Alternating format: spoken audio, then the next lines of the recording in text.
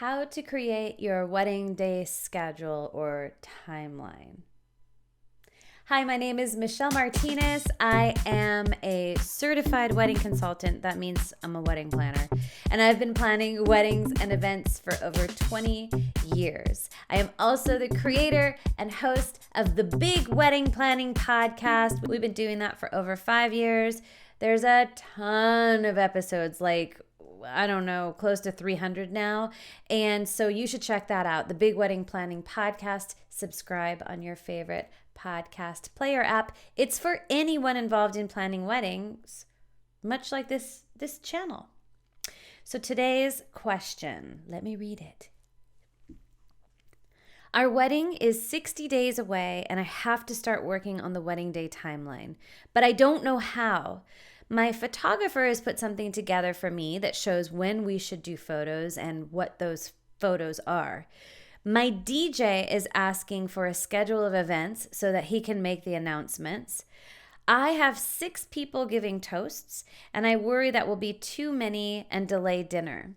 My ceremony is at a church, and my reception is at a golf course, which is about 20 minutes away. I'm starting to stress out. It's not in our budget to hire a wedding coordinator. Please help. Okay, don't stress out. First of all, please take the S word out of wedding planning. I know it exists. I get it. But everything's going to be okay. I promise. It's going to be okay. Anyway, the wedding day schedule is what I call it. Some people call it a timeline because it does include times in it. I call it a schedule. Whatever you call it, you need to have this in place. And again, usually a trained, experienced wedding planner like myself would create this for you, but not everybody can afford me, right? I get it. I couldn't afford me when I got married many, many years ago, a long time ago. So this is what you want to do. First, start with your ceremony time, okay? What time is your ceremony happening? If your ceremony is happening at 4 o'clock, let's say, I always start with the ceremony as my frame, my base, my kind of the pin on the map, right? Then I work backwards. So if my ceremony is starting at 4 o'clock, my guests would arrive as early as 3:30. So ceremony 4 o'clock, guest arrival 3:30. Right? So what does that mean at 3:30? That means there needs to be music playing. That means everything needs to be set and guest ready, what we in the industry call guest ready. Visually, everything's done. It's ready to go. The chairs are all lined up. Your florals are there. If there's any specialty lighting, whatever is going to be in guests' view or ear, right? You don't want people setting up a bar just 20 feet away. You don't want your caterer or your bartending company clinking glasses at the time that your guests are arriving for your ceremony, or even worse, while the ceremony is taking place, okay? So 3:30 is what we call prelude. Guests are arriving. 4 o'clock, we know that's our ceremony. What happens before prelude, right? What happens before guests start arriving? Well, a ton of stuff happens before guests are arriving. Vendors are arriving, right? So as you get closer to your wedding date, you're going to want to start confirming vendor arrival times. So as you have those, just input them into the schedule and do yourself a favor. Use Google Sheets or an Excel spreadsheet. Use a spreadsheet of some kind because you're going to be able to sort it out, right? The other things that are happening is you will be taking photos. So that list that your photographer gave you is probably including what we call pre-ceremony photos. Those could be a first look, photos with your wedding party, photos with your parents, photos of you getting ready, if you're getting hair and makeup done.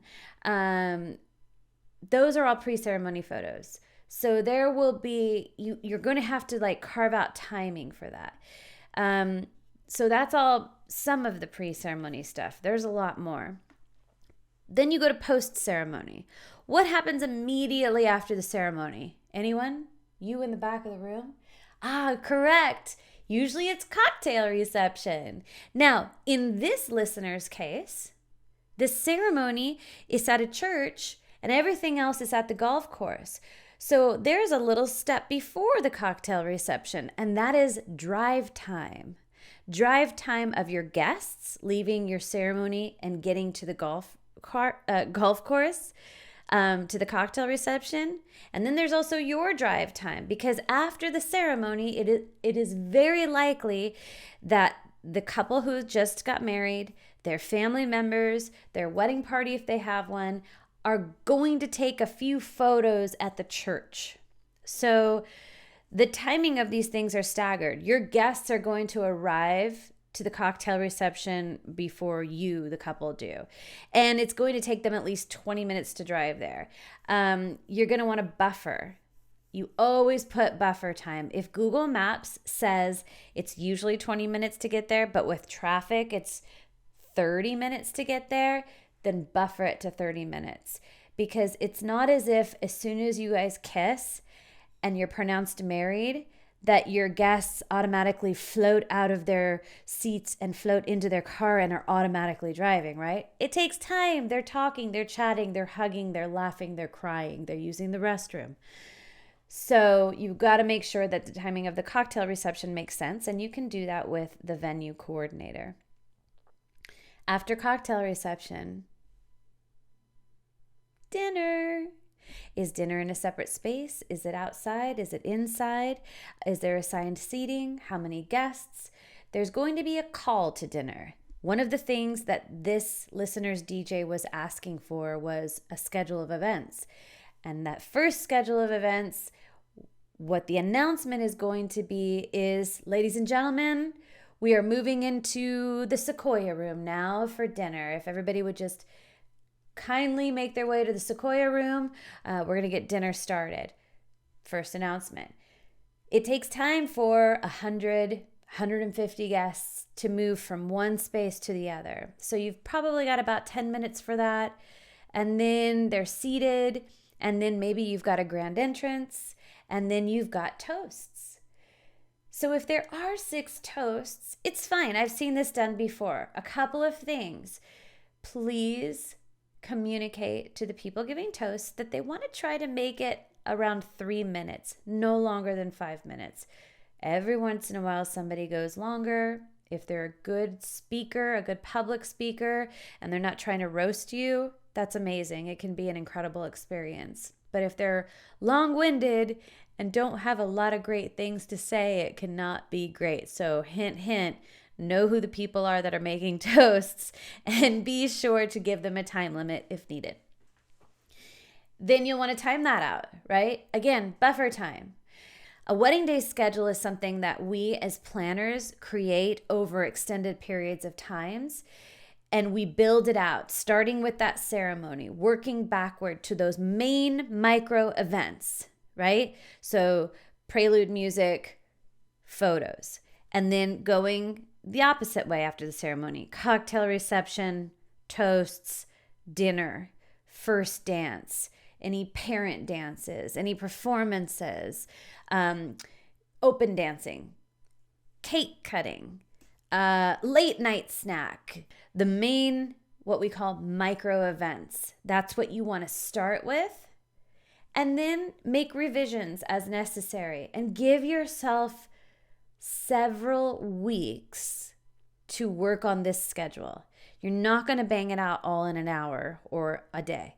It is a work in progress, and you will be making revisions to it up until maybe the night of the wedding, the night before the wedding, the day before the wedding. And the wedding day schedule is something that you will distribute to all of your vendors, okay? Because it should have their arrival times in there as well as breakdown times. And you'll want to also give it to maybe your honor attendants, right? So if you have a best man, best woman, maid of honor, whatever it is, you might want to give it to them. You can show it to your family members, your parents, so they know what they need to be doing on the wedding day.